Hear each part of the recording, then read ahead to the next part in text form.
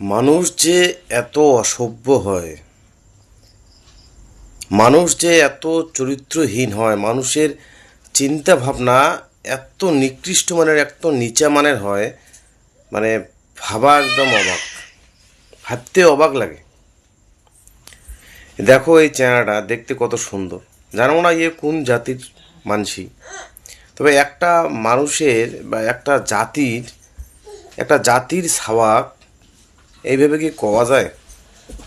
একবারে জাত তুলিয়া যে ইমার অবৈধ সম্পর্ক বেশি হয়, সামান্য পয়সার জন্য ইমরা এরকম করে।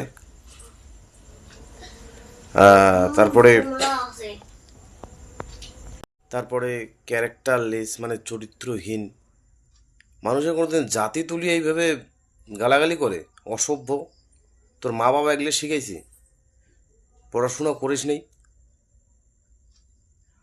মুই রাজবংশী যত সামাজিক সংগঠন আছে বা রাজনৈতিক সংগঠন আছে, আমার এই বইনটার পেজত আসিয়া আমরা দেখা পাইলাম যে এইরকম খারাপভাবে মন্তব্য করছে।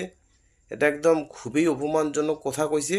ওই সবার এটাই আটুট আবদার করিম, যত সামাজিক সংগঠন আছে বা রাজনৈতিক সংগঠন আছে এই রাজবংশী জাতির, সবাই ইয়ার বিরুদ্ধে অ্যাকশন নাও, এবং ইয়ার অ্যাকশনটা এমনভাবে নেওয়া লাগবে যাতে ইয়ায় বাড়ির থাকিন না পায়, এর বাড়ি ঘিরাও করো।